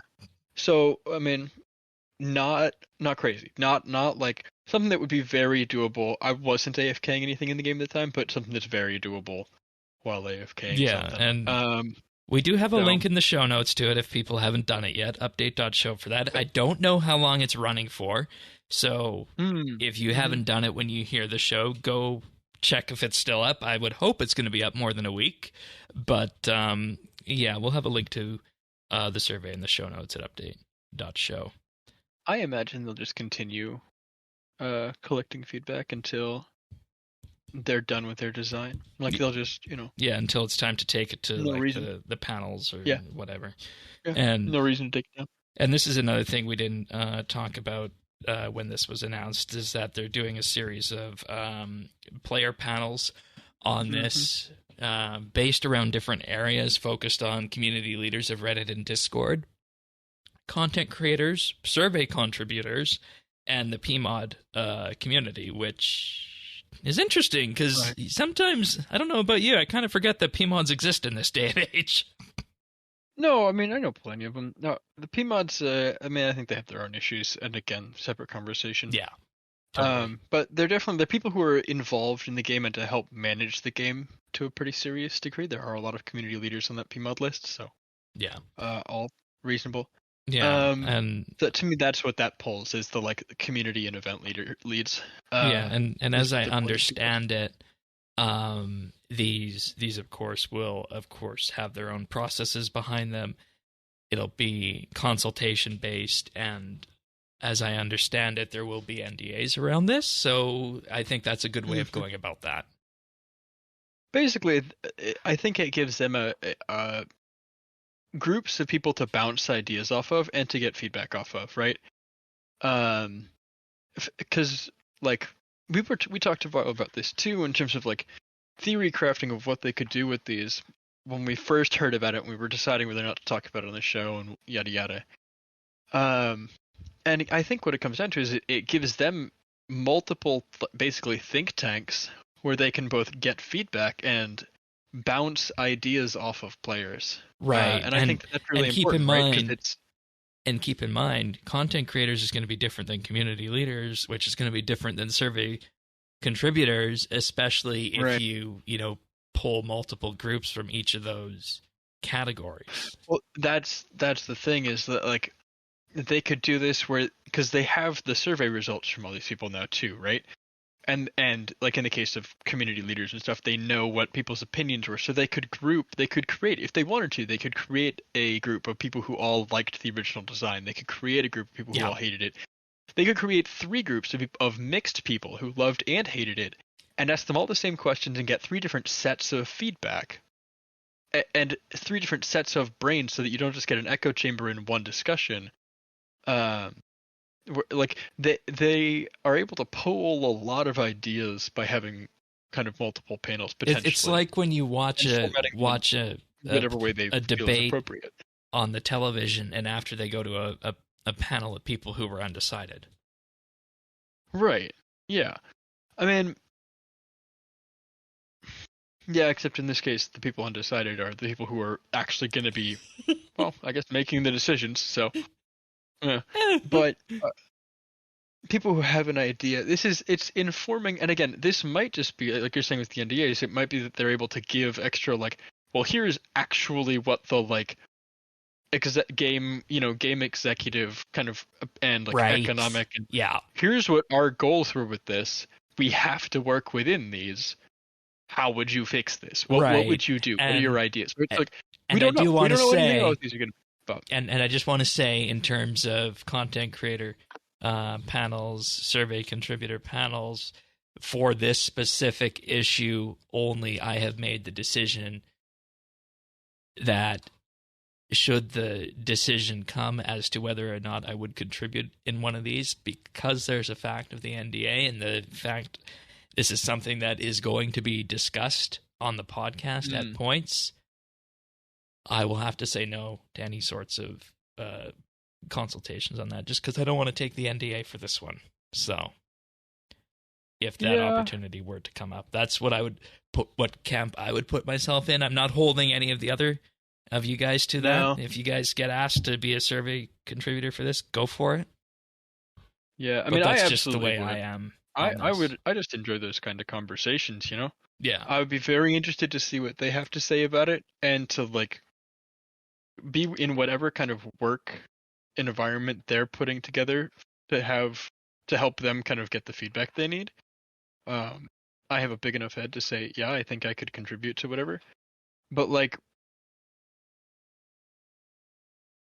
yeah, and I feel like, you know, from a show perspective, we could also go, you know, along the lines of, you know, we talked about some interesting things, but, you know, we'll see when it comes out what the final design looks like. I get it from your angle in terms of, you know, you have to run the show and you have to make the notes and everything. If I don't want to, and decide the general direction of the show, I don't have to add it into the notes. You know? Exactly. So that's kind of where that came in. It just simplifies things, and it allows me to be approaching it from the angle that's always been approached from. So, probably save you some headache too. Yeah, potentially. And they say the goal with this is to help shape the design proposals to bring to the community, not select a few who will decide the overall future of Hero Pass. Right. Like, this is not the community deciding what it's going to look like. This is the community giving feedback directly on what is likely to happen. This is them giving it's like medicine, right? Like, it's the same idea. You go to your doctor's office, you don't tell your doctor, I want this medication. Your doctor says, you have this problem, here are your options. It's the same thing. Here is our problem as a RuneScape community, here are our options. What do you think is best for you of these options? Not of everything, of these options that are reasonable. That's a very apt analogy for you. Yeah, that's what I am picturing this happening. Like, we definitely had some early conversations when this first came out. We're like, oh my god, they're trusting the player base? No, they're not trusting the player base. No. They're like, they're asking for help, like, shaping what they are already needing to do, which, very appropriate. Good use of feedback. It seems like a high energy, high input process, but it's an important system, so fair enough. Yeah. All right, I feel like I need a gavel, and it's time to move on. Clang. Patch notes, GameJam stuff this week, and I always love talking about GameJam, just because these are what the people who inside Jagex who play RuneScape want to work on, what their communities tell them to. These are just wonderful to always see. So we're going to read through all these, even if, you know, you might not find some of them interesting. GameJam is here. So starting off, rewarded the description of the Tier 8 worker district. Reward in Menaphos to refer to mining damage instead of mining success rate, which was something that was just a text change missed from the mining and smithing rework. Teleport speed on the Ring of Kinship has been increased. Yeah, somebody uses that as a bank. Yeah. And was annoyed that their bank was slow. And isn't there a clue up around there, I think? I think there's a clue up around there.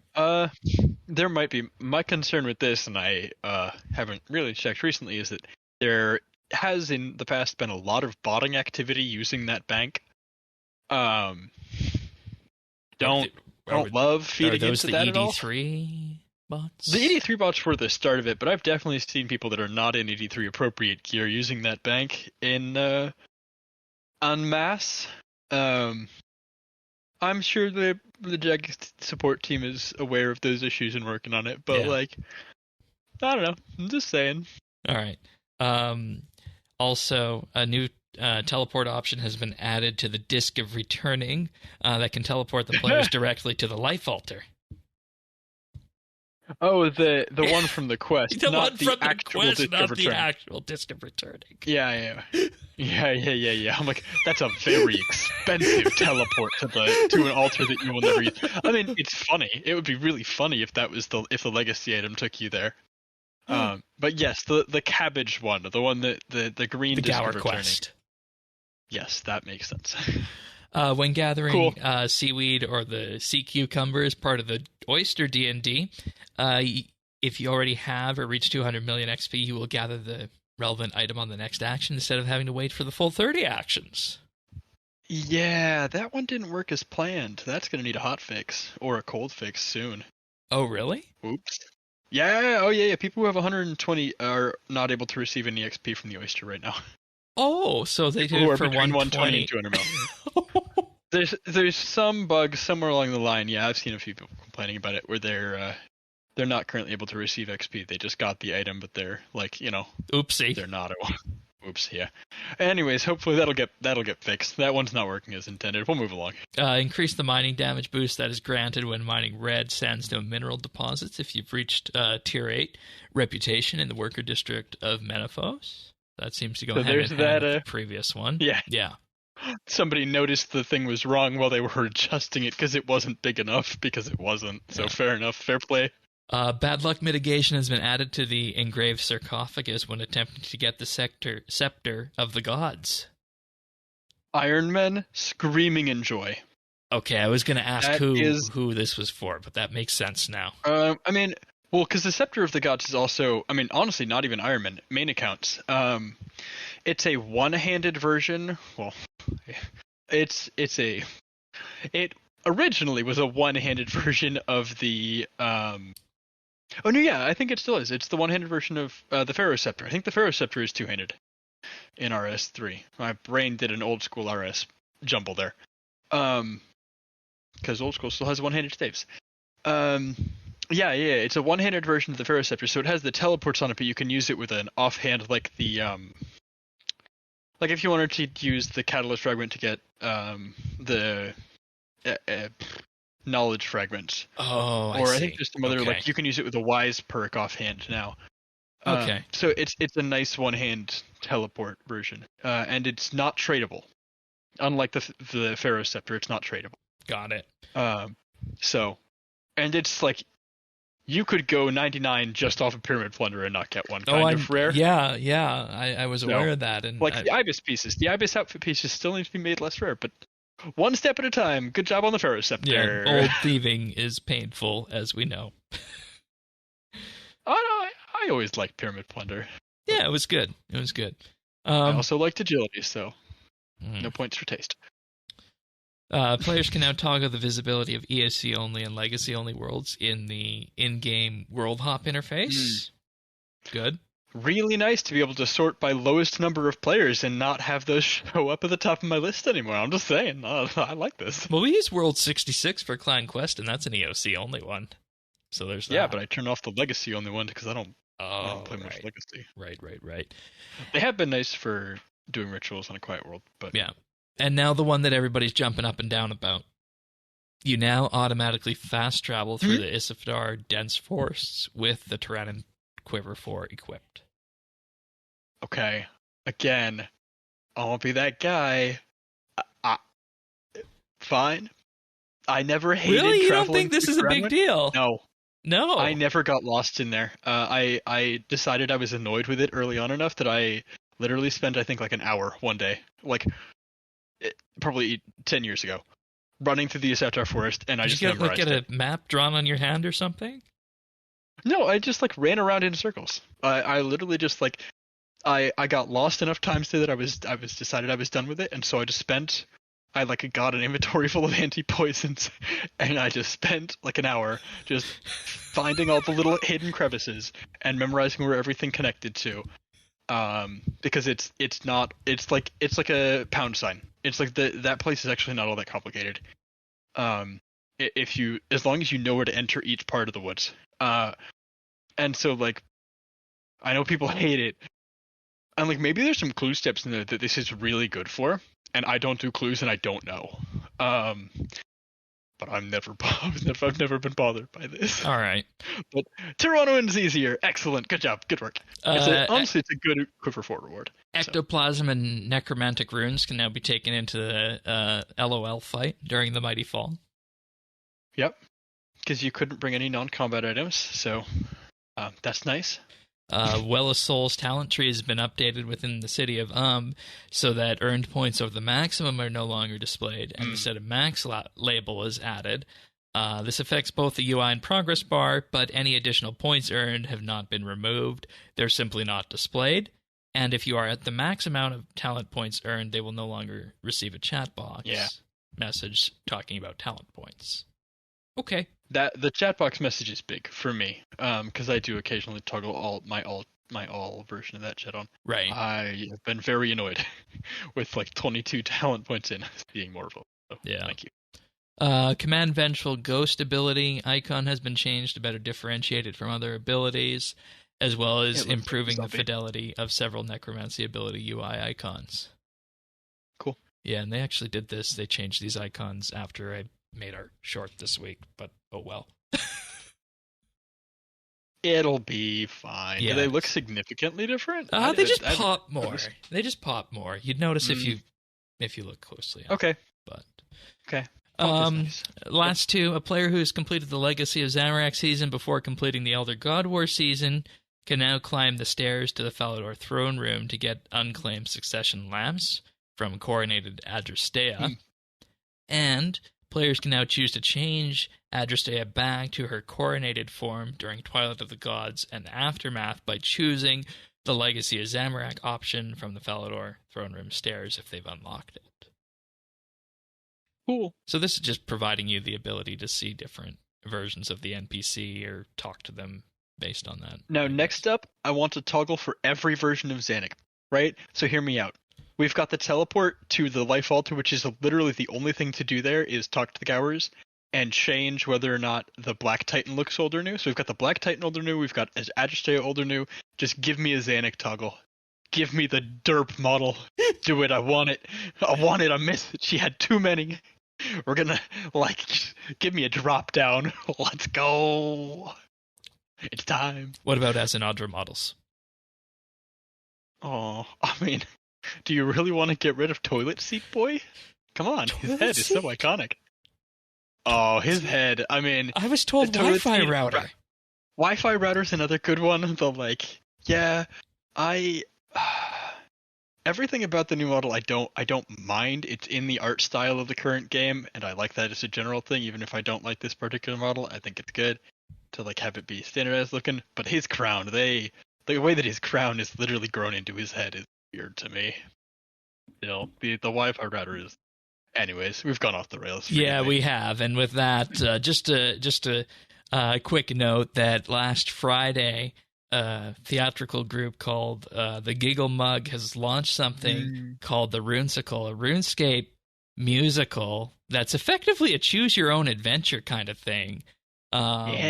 You watch one version of it, and then you get to effectively choose which path you take down the road, and you wind up seeing different results and paths for the story, which is really interesting, I think, for this. And they actually had a bunch of JMods there, past and present, to watch this and shared their reactions to it. So it's something that Jagex is fully aware of and in general has actually provided feedback on. We see folks in there like Mod Stu, Mod Black Witch, Mod Mark, former Mod Wolf, I believe his name was, at Jagex, Mod Ash, Paul Gower.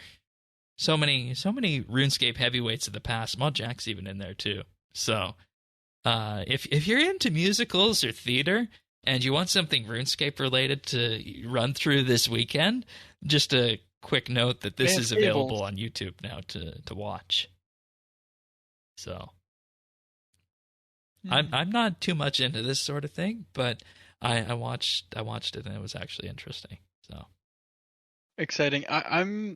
I'm sure that next time I'm looking for something to like AFK, I'll find it scrolling through things. I'm sure it'll pop up. So yeah, I will eventually get to it.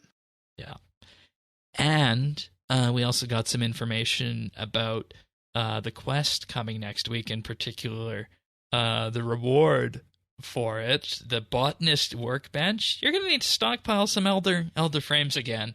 So to build the full botanist workbench, you need 4 Acadia frames, 8 U frames, and 12 elder frames. If anybody just wants to get ahead of next week's quest week, Ancient Awakening. Get those logs. Them frames going to be worth money. Yep. Yeah. I just finished a batch of elder logs in the plank maker actually not too long ago. Those are getting. We're gonna stockpile them, and I'm gonna chuck those babies on the GE on Monday. Yum. Don't listen to my merching advice. It's definitely bad. No. But I'm interested to see where they go with this quest, because this picks up after the necromancy stuff and where we thought Zemmereagle was going. But botanist workbench. I think I'll just do a quick run through right now on that, because herblore related with this. Talked to Granny Rowan, and she can now decant potions and blubbers at tier 1. Tier 2, the Granny will have a limited stock of herblore supplies available for purchase, and you're also able to receive unnoted vials of water from the botanist workbench. And at tier 3, she will prepare overloads and overload cells for you, allowing you to make them in larger quantities at the botanist workbench. Yeah, I'm interested in both the tier 2 and tier 3, what those mean. Limited quantity of herblore supplies. Does that mean like super? Like she's going to sell super potions? I don't know. Like to me, I was thinking this is going to be like your usual kind of, like eyes and vials and water. And all that sort maybe of stuff. I was thinking like the Muscab suppliers, where they sell like 10 super attack potions and 10. Like I was wondering about that, but we'll see. Yeah. And then preparing overloads. I wonder if that means that she. Like I'm wondering if this is a limited version of the 120 perk. Yeah. Maybe. Or does it stack with the 120 perk? Maybe, I don't know. So we'll see. We'll see when that comes out. But it's a quest. It's a quest. That's the most important thing about this. And above that is the new environment. Ungale, the environment. Again, I say this every time I'm on the show, but it seems like every week we see new environment work, and they're doing good. And they actually make a note to say that you're going to be able to go back there after the quest. I darn well hope so. If they're going to put Vorkath there, let's not be here for another hour and a half discussing that, because we could. Yeah, no, absolutely. Have played old school Vorkath, like old school Vorkath. Have been to Ungale on old school RuneScape. Our version is much prettier. Good job, RS3. You're still doing RS3 things. I hope our boss is also better. I'm just saying. You can make arguments about whether we did Zook better or worse, or if we did him justice. We probably didn't. It's fine. We have better mechanics. Don't at me. But I'm excited to see what they do with. Watch it not be Vorkath. I think it would be so funny if it wasn't Vorkath. Yeah, and I mean that's what everybody's saying it's going to be, right? It's Ungale. It's literally the only thing on this island is technically they have Rune and Adamant Dragons on the island underground, but that's their problem, not ours. Anyways, excited for Quest. Bread and butter of RSBANDB update. Presumably won't have baby Vorkath in it. But it would seem like it would be a good place to put a Quest version of Vorkath. I don't know. We'll see. We'll see what next week holds. I'm excited. 50 necromancy next week. 50 necromancy and previous quest. Not bad at all. Yeah. All right, achievables this week. Congrats to Highcliff for getting 200 mil woodcutting on the 4th. Rolla Dude 540 got 120 dungeoneering. Lady Claw got 120 prayer on the 3rd, and Joe Trebani got 99 archaeology on the 2nd.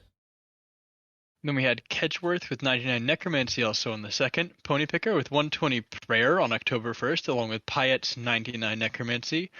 And on September 29th, we had Uberplastic getting their 99 necromancy. We still got a few of those necromancies coming in. We had a couple of weeks where it was quieter, but they're still here. Yeah, good. And I mean, that's the average RuneScape player coming in, right? So. Yep. It's time. Speaking of the average playtime. It's pick of the week. It's pick of the week time. Pick of the week. And it's that time of year for you. So. I promised people cozy picks of the week through the second half of this year, and by golly, we're sticking with it.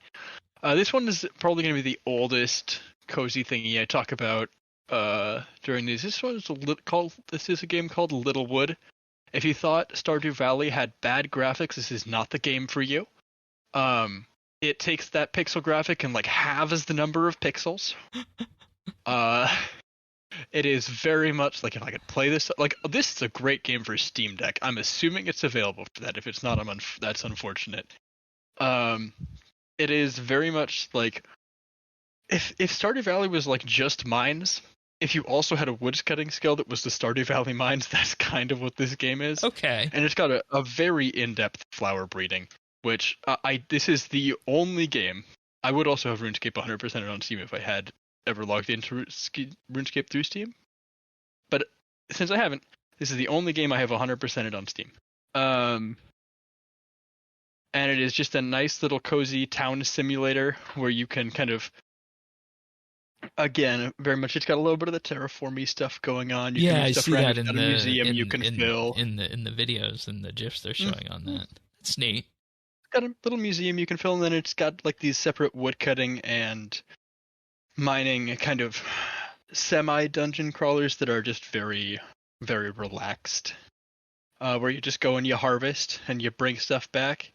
Upgrade your gear. It's just a very, about 40, 50 hours, and it's a cheap game, and it was good. Yeah, it was a good play experience. And see, that always gets me about these sorts of games is that they look so simple on the surface, but at the same time, somebody who really wants to can extract that much time out of them. Yeah, I mean, that's doing 100% of it. Right. But it's just, yeah. Okay. It's post-apocalypse, and we're fixing things up. And you say post-apocalyptic, but it certainly doesn't look that way just based on the colors and whatnot. The entire story premise is you saved the world, there was an apocalypse, and you fixed it, and you're the hero, but you remember nothing. Okay. That's probably for the better, then. A little bit of story hidden in the coziness there. You can romance the dark wizard who tried to destroy the world. He doesn't remember you. You don't remember him. It's a whole big thing. It's very, it's an option you have. All right, perfect. Yeah, cute game. Littlewood on Steam. And this week on RS has actually been interesting for me. I continued on my Raziel push, and I've actually got the boss now to a point, believe it or not, where I'm getting actually consistent kills. I'm not dying, and nice. I set a time record of 1 minute 14 seconds using tier 90s. Woo! So I was actually really, really happy about that in terms of just where I've landed with that. And the reason I'm there doing money or doing that to get money and drops for that to get the full tier 95 set, because I do want to get that Good luck. at some point, and just keep pushing through that. No drops to report since last week though. RNG has not been kind to me, but I think I'm on rate still. And I mean, your time is great, given you're not using either the tier 95 weapons, and you don't have the extra conjured damage from the armor set. Yeah. And it's not always 114. It's probably averaging somewhere between 125, 140ish, I'd say. You're consistent. Again, we talk. We heard Ryan talking about. Well, we didn't quite mean for first TFN to be quite as fast as he is. So you're fine. Yeah. Good. Yeah. And if there's one thing apparently I'm good at in RSPBM, it's consistency. So hey, it's a good thing to be good at in a game where dying was as punishing as it was. Yeah. What about you? What have you been up to this week? Honestly, not a whole bunch. I've logged in a few times to do some raids. I've logged in, gotten my dailies done, and that's been it. It's been a quieter week. So you've been that average player. Yeah, very much. I have been that 1 hour, a few days a week. I took a step back this week. I had some other stuff going on life-wise that have kept me busy this week. And a little bit with some other odds and ends. I'm still the start of this past week I was still digging pretty deeply into Fae Farm, which is lovely. We did that was last week's pick. And otherwise, just keeping busy. Fall has come, and so it's hiking season for me. I'm enjoying all of the upstate New York beautiful leaves. Nice. Spending some extra time outdoors. So a little bit of that. I did prep today because I saw. Shout out to Melanoric for passing along the updated the numbers for things. So I did spend some time today prepping my frames. So I'm ready for Quest Week. Woo! Quest Week. Got to keep that cape. It's the only cape I have right now. Best cape. So yeah. That's the setup. That's what we've been doing. All right. Well, of course, we're talking a lot about Quest Week, and that means we'll be back next week for Quest Week. And if you want that episode automatically when it arrives, the best way to do that is to subscribe. We're on all the podcast listeners out there. We're on Apple, Spotify, Google, Amazon, Pocket Casts, and of course video versions of the show as well, available at youtube.com/RSBANDB, as well as the nibbles. And people who are subscribed to the channel might have noticed we've been trying some shorts out there. So let us know what you think of those, if you prefer the shorts over the nibbles in terms of just getting some bits, clips, and information across from episodes. We wound up very fortunately last week in a position where we were actually able to do, and it wasn't planned this way. It wasn't planned to have a short where we got in effect a mini micro lesson in about necromancy action bars, but we did. The temporary revolution bar, very rapid rundown. Is a form, and then was put it into a short form for folks with who were more interested in that. So let us know what you think about those two. Yeah, and you can still expect last until there will be a long version. We're just waiting for things to truly settle with the skill still. So yes, we will. There will be an actual micro lesson for this, but we did hear literally just yesterday from one of the devs on an interview that they're still evaluating some major changes to balance on cost and damage for necromancy abilities. So we're holding off on micro lessons until then. Until then, though, you have what we got from last week. Yeah, that'll hold you over. But should get you through. Yeah. But of course, let us know what you think of the episodes. Always full show notes available at update.show. You can find us in-game at the Friends Chat, BitsBytes. And with that being said, we'll be back next week for another episode of RSBANDB Update. See you then, everyone. Take care. Ciao.